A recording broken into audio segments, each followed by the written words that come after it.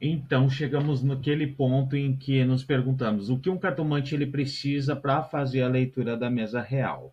O Lenormand, o baralho cigano, ele é uma linguagem. E como uma linguagem, ele possui uma estrutura, uma metodologia. Esta metodologia eu separei em 5 princípios, que eu chamo o princípio do pentagrama, aonde nós temos o significado da carta, a polaridade, a lateralidade, a influência e a proximidade. Todos esses elementos são essenciais para que o cartomante ele consiga fazer uma leitura coesa, concisa, que ele tenha coerência naquilo que ele está falando. Para além desses princípios, é essencial que ele saiba também o significado das cartas por tema.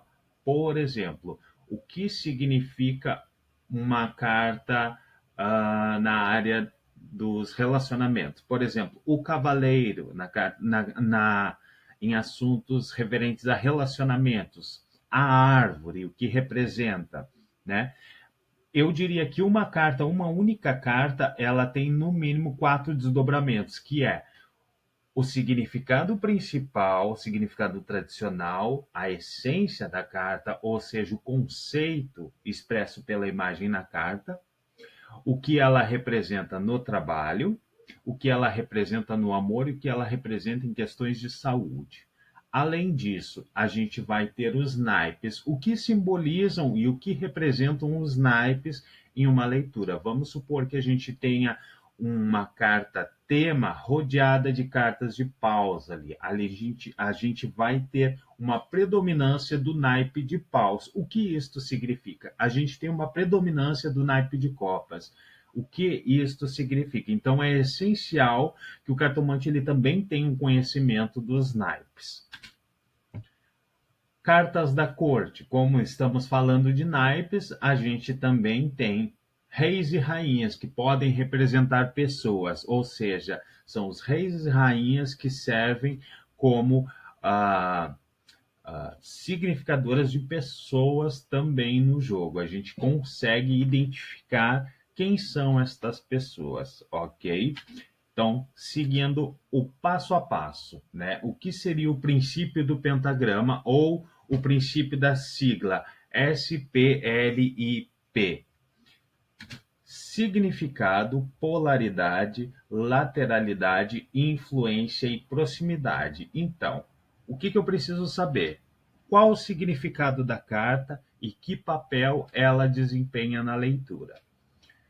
Se esta carta ela é positiva, negativa ou neutra. Se ela está à esquerda ou à direita. Se ela está acima ou se ela está abaixo. Se ela está próxima ou se ela está longe de uma carta significadora. Então, o que é o significado da carta? Cada carta possui um conceito essencial que é expresso pela imagem e uma função que ela desempenha na leitura. Aqui, neste caso, a gente tem a carta do cavaleiro, que é um símbolo de movimento, de notícias, de novidades. A gente vê um indivíduo montado num cavalo, né, avançando rapidamente. A gente tem as polaridades. O que são as polaridades? Tu vai ter classes de cartas positivas, negativas ou neutras. Aqui a gente tem a carta da raposa, que é uma carta essencialmente negativa, pois está relacionada a artimanhas, a mentiras, manipulação, né? Dependendo do contexto, essa carta pode assumir uma conotação positiva, mas tudo depende de contexto. Como eu sempre digo, no baralho cigano, tudo depende de contexto. Nesse caso, a gente tem uma carta negativa e uma carta positiva. O buquê, que é um símbolo de presentes, é um símbolo de cortejo, né? Então, como a gente poderia interpretar essa combinação aqui, né? A segunda carta, ou seja, a carta que está à direita, ela carrega o significado da carta anterior. Então, aqui a gente teria falsas aparências, persuadir alguém com presentes, bajular com segundas intenções. Tudo isso a gente deve levar em consideração. Aqui, nós temos a carta da árvore, que é uma carta essencialmente positiva, junto com o livro, que é uma carta neutra. As cartas neutras costumam absorver o significado das cartas próximas, né? Seja o livro, o documento, o anel.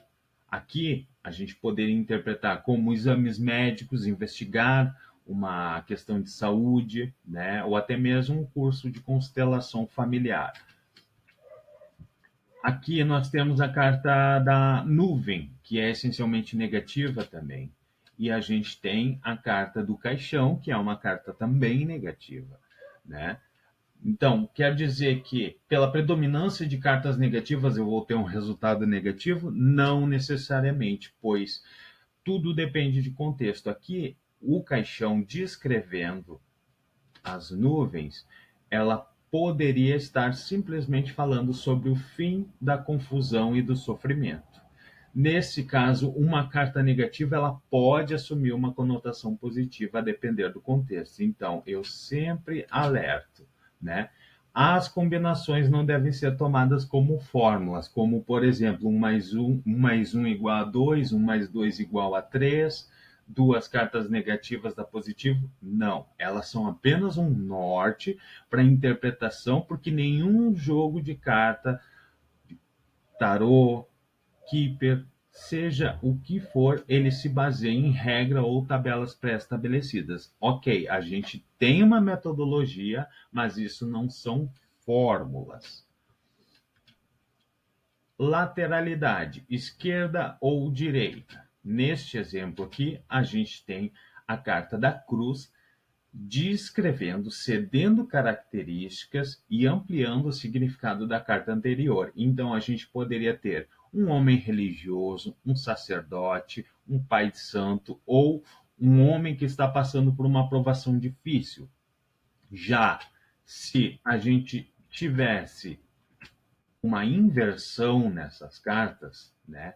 Ali a gente tem a segunda carta dando detalhes para esta primeira carta, ampliando o significado desta carta anterior. A gente teria o negar a si mesmo, um homem sofrido, um homem que se sente sobrecarregado pelas responsabilidades. Então, a lateralidade também é essencial para que a gente compreenda, né, da maneira correta. Então, nós temos também o que? A influência. No que consiste a influência? A influência significa o quê? Que as cartas que estão acima, elas pesam sobre as cartas que estão abaixo, como se elas estivessem exercendo um efeito de gravidade, né? Nesse caso, as cartas que estão abaixo, elas recebem essa influência positiva ou negativa dessas cartas que estão acima. Nesse exemplo aqui, a gente tem a carta C recebendo a influência de A e B. Então, é como se ela contivesse nela mesma o significado de C acrescido de A e B. Isso é influência, se ela está acima ou se ela está abaixo. O que está abaixo recebe influência e sustenta as cartas que estão acima. Proximidade. Proximidade ou método de distância, ele só é aplicado na mesa real, né? Então, no método de distância ou de proximidade, a gente leva em consideração o que está perto ou longe de uma carta significadora. Neste caso aqui, a gente tem a carta da protagonista ou da dama como a significadora. E esta carta que a gente tem lá na outra ponta é o assunto em questão. A distância é esse espaço que a gente leva em consideração entre uma carta e outra. Ali a gente tem 5 casas de distância, né? Então, tudo que está longe de uma carta significadora tem o seu efeito diminuído e tudo que está próximo se intensifica e possui maior relevância. Vamos ver um exemplo? Aqui a gente tem a carta dos peixes, né? E ela está longe da protagonista. Então, esse significado dos peixes, no método de proximidade e de distância, ele é enfraquecido, né? A carta perde a sua intensidade. Então, a gente poderia interpretar que o dinheiro está fora do seu alcance, ou que ela está passando ali por um momento de privação material, ela está passando por um momento de escassez, pois os peixes representam, né, tudo aquilo que é abundante, é um símbolo do dinheiro, da vida material. Se a gente tem a carta dos peixes descrevendo ela, a gente poderia considerar que o dinheiro possui grande relevância para ela, né? E do ponto de vista preditivo, a gente poderia dizer que a presença dos peixes próxima dela favorece as questões materiais, né? Principalmente se ela não estiver rodeada de cartas de outras cartas negativas.